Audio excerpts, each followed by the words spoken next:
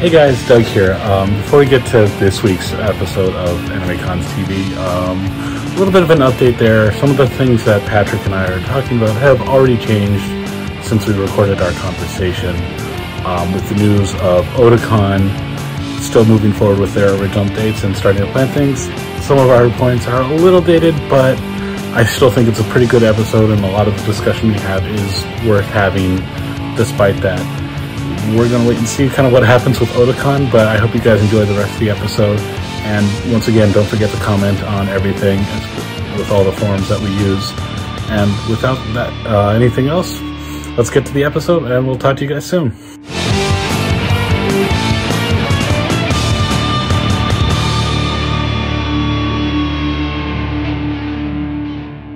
Welcome everyone back to AnimeCons TV. It's been a while since we've been able to record an episode, but we actually have some good convention news to talk about and how things are kind of changing in the convention world.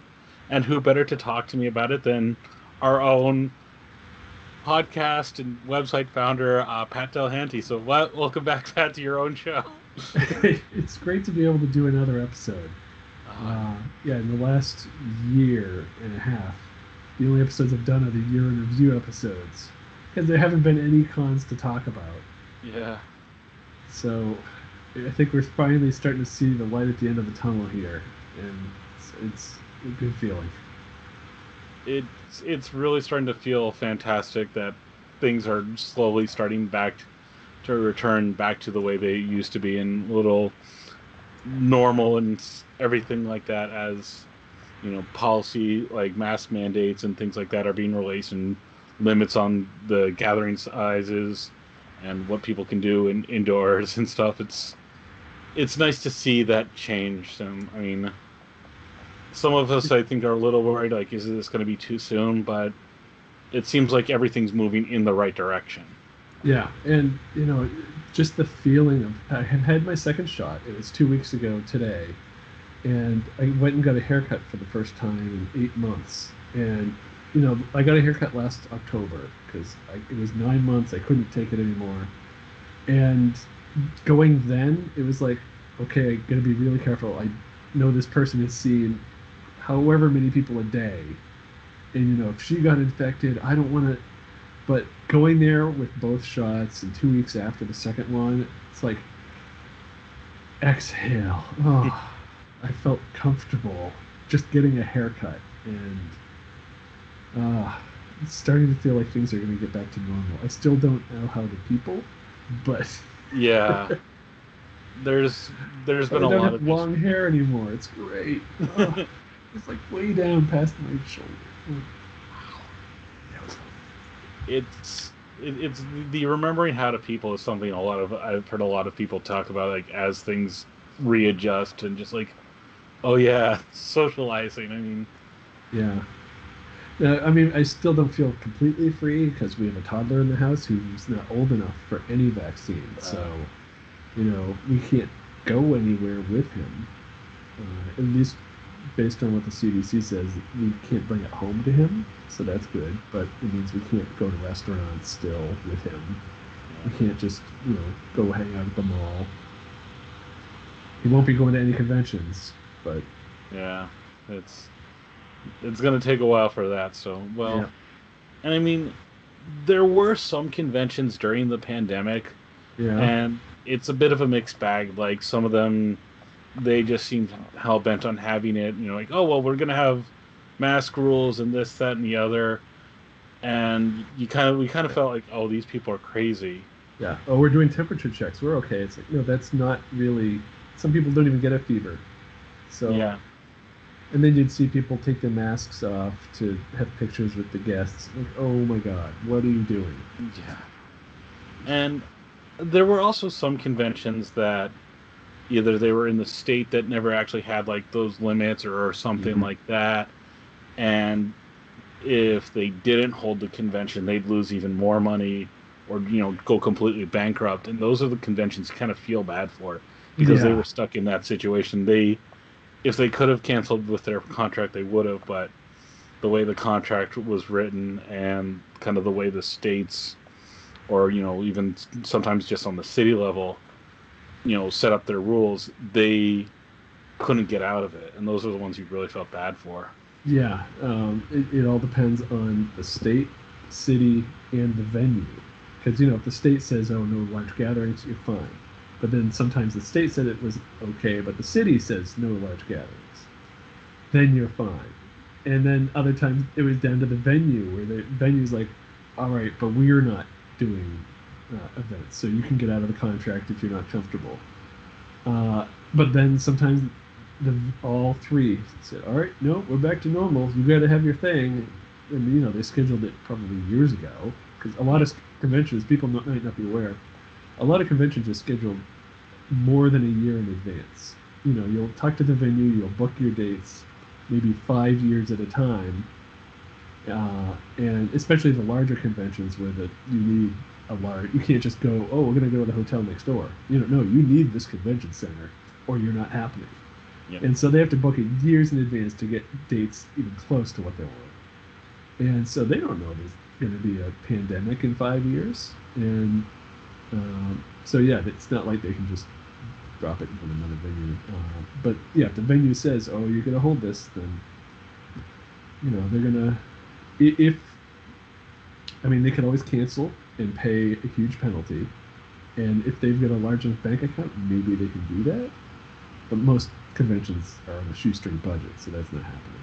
Yeah. And so some of them we're doing reduced attendance. We can only have 25%, and that's just killer to everybody, because the dealers aren't getting the attendance, the artists aren't getting the attendance, so they're not making money. Your convention's not making. Everybody's just losing. It would have been better to let you cancel, but they're forcing you to hold it. So.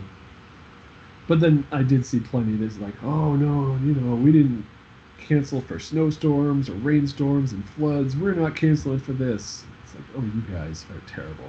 Yeah. I don't like it. And so for the conventions that wanted to cancel but couldn't, I feel for them, especially the ones, if you're going to organize a convention, form the corporation form a corporation. Don't put it under your name. So if the con loses money, you're not personally bankrupt from it. Yeah. That way you can say, "Oh, no, all right, con's bankrupt," and then in 3 years come back, "Oh, it's new con 2.0." But yeah, cons during the pandemic was a bad idea. Yeah, and those stubborn ones were really kind of so annoying to look at, because it's just you should know better. Don't be a jerk, and you're just making it worse for everybody involved, including yourself. Yeah, and I also noticed the guests going to these conventions. A lot of them tended to be the anti-maskers. They were the ones that, I haven't been in Lewis and Clark for decades, so I'm going to go make a convention appearance and get some money. Not to name names, but yeah, or just people that they have to take what they can get for conventions, because maybe they've been shamed into something because it turned out they were a horrible person, and that and people finally need more voice acting jobs. Yeah. So, I think, though, as we shift to cons that have been doing things right, one of the fears I've really started to have is I really feel concerned about there's going to be a couple conventions that the rules have been lifted, and they say, "Well, things are back to normal. You have to have your convention," and you're stuck with your contract. And they've normally they plan the convention for a year out, because especially larger conventions, it takes a lot of time to plan everything and put on a big show, and now they may only get a few months, maybe even a few weeks, and they have to scramble to figure out how to do it. Yeah. And those are the cons I'm really concerned about. Yeah, and although at this point I think a lot of conventions have been kind of planning in behind the scenes, like, okay, if we happen, then we'll do this. But I've seen a lot holding off. Like, they haven't booked guests because you don't want to be caught booking guests and then you have to cancel and deal with all of that. So it's easier to just wait. And maybe this year they don't have guests. That's fine. Keep the convention small to start. I think anybody who anticipates that it's oh, everybody's vaccinated, we're going back to normal. This is not going to happen.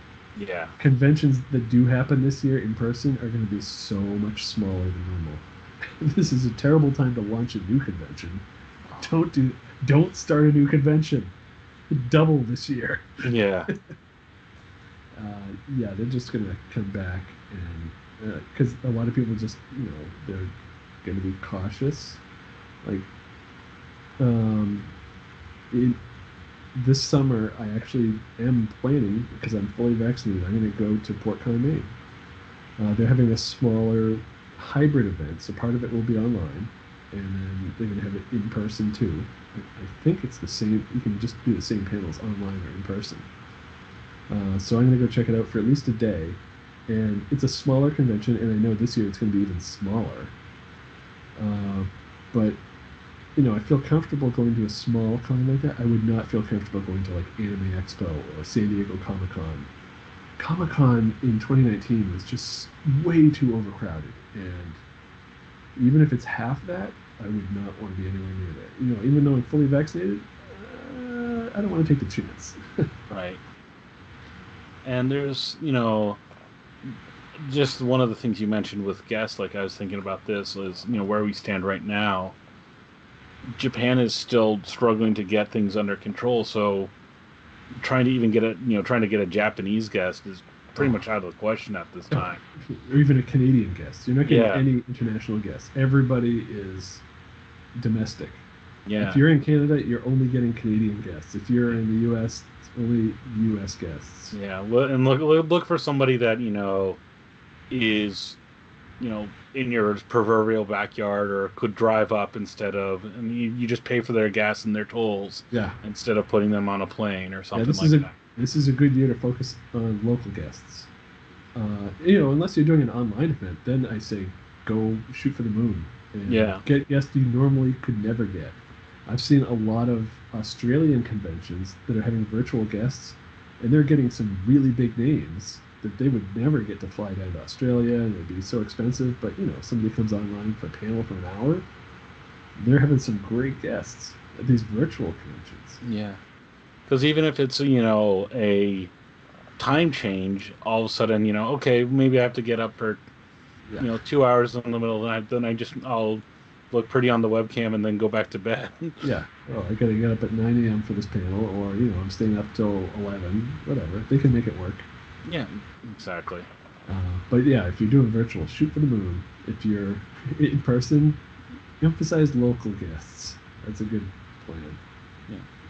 And I think with local guests, and maybe I'm a little biased as someone who is a panelist, and my staff position on Anime Boston is the featured panelist coordinator.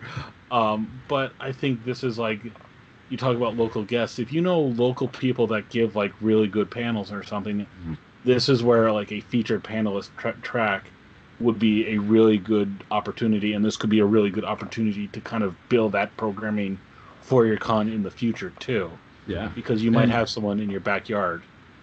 And you're going to have limited attendance. Record that panel, post it on a YouTube account for the con, and let people see what type of programming you have. And if they like this panel by this person this year, they might come back to see something else by that person the next year, or some other interesting panels that you may have. It's a good opportunity for promotion. Yeah. You mentioned, some cons are going to be smaller, either they're limiting attendance or something, but I'm really curious what's going to happen with just the general attendees when there aren't these limited. And it was like, how much are you going to see pent-up demand, like people really eager to get back, and how much you're going to see hesitancy on some people that are like, you know what, I'm not going to go to a giant event just yet. And I keep trying to think, where do I fall? And half the time I'm like, there are certain cons that, like, if I found out tomorrow it was happening, I'd start making plans. But at the same time, those are some of those cons that I do every year are larger ones, and it's just not sure if I'm ready yet. Yeah, like if you Doug, you've won a trip to Dragon Con. It's like, you'll be like, can I put it off till next year? Yeah, exactly. Um, yeah, and I think, there's a certain amount of pent up. But I think those people that it's like, oh, I can't wait to get out and get to a con, that are going to go to the first one they can get to, they're probably the ones that have already gone to cons. It's like, oh, but I'll wear a mask and I'll be safe, and uh, so I think what we're going to see is more hesitancy. We're going to see. Let me just take a step back, see how it goes. I'll let some cons happen. Maybe I'll only go for a day. Like I'm only going for a day to PortCon, and I'm going to check it out. I'm not going to be there all 4 days of the con, and so we'll see how it goes, see how I feel. But yeah, I actually recommend anybody who wants to go back to cons try small ones first. I've always encouraged small conventions. Try out your local small cons, and just dip your foot in the water. Small cons are some of the best experiences I've had, and I think they're a good way to get back into cons after all of this. You don't want to jump in to some super crowded event, come home with con plague, and be wondering like, oh no, did I catch it? Yeah. And oh, it's just a cold, but still, I don't want to catch anything right now. And I think some of that there's going to be some of those people that have that pent up demand though that are be like I'm going to do everything. I'm going to wear my mask. I'm going to get my vaccine when it's my turn and it's available, and they're going to be trying to do everything like that. Yeah. But there's also like figuring out limiting numbers and stuff like that, or how to have their event and still be safe. I think we're going to see some cons stumble a little, and I think it's going to be important for attendees to remember to kind of be patient as we're all figuring this out. From attendees, from convention organizers to venues, everyone's trying to figure it out what's going to be the best approach. Yeah, and there's going to be some missteps there. Yeah, it took a while for everybody to figure out the online convention thing. When everybody first started shutting down, there weren't online conventions coming because nobody had time to plan that. It's just, oh, we got to cancel. And can we do an online thing? There were a couple Twitch streams and some other minor things. People put in lists of dealers that would have been at the convention or artists and called it their online convention.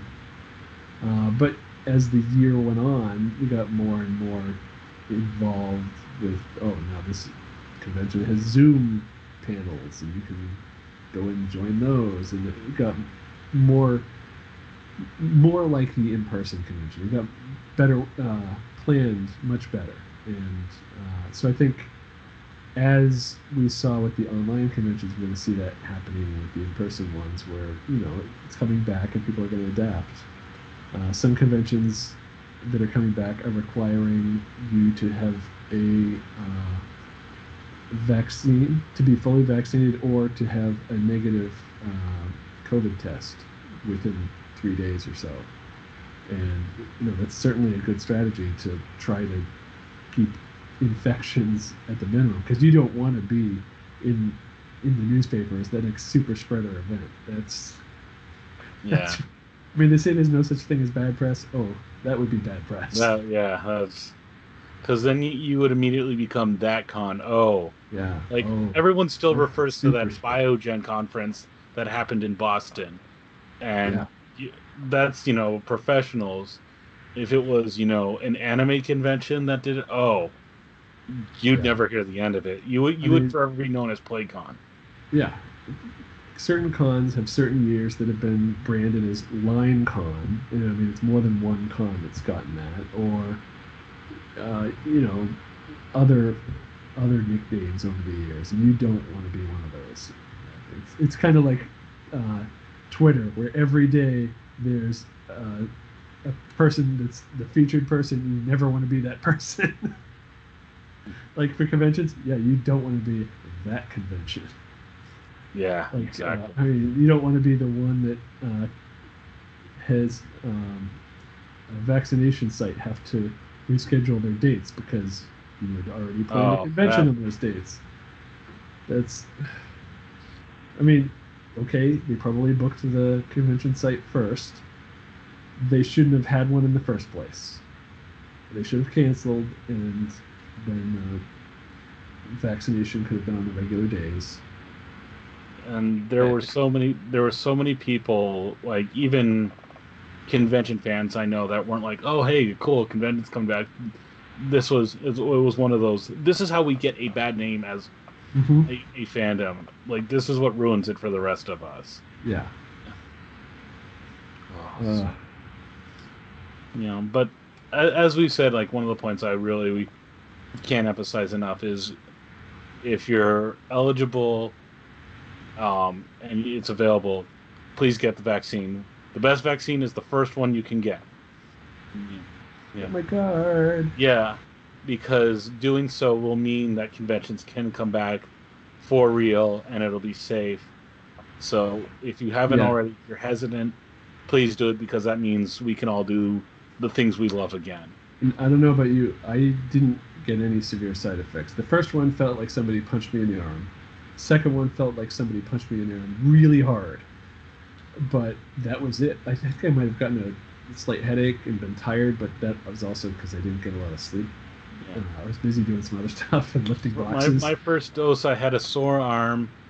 The second dose, I had a sore arm, and I woke up with feeling a little dehydrated and a little bit of a headache.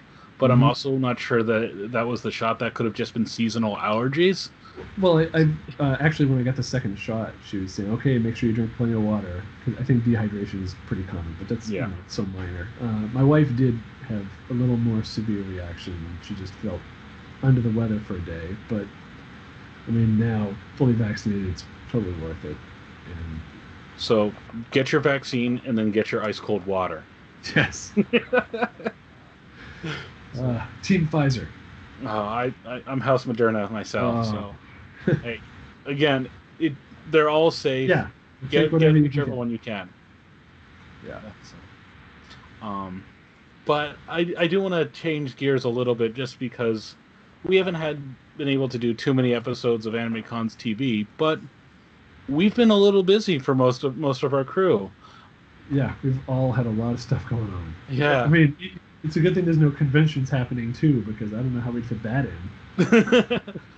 But just about all of us except Sketch, and I know he's been targeted now, have been on a friend's podcast. Our friend Katie Hunt has started Convention Confessional, which is just stories of people sharing stories from convention stuff.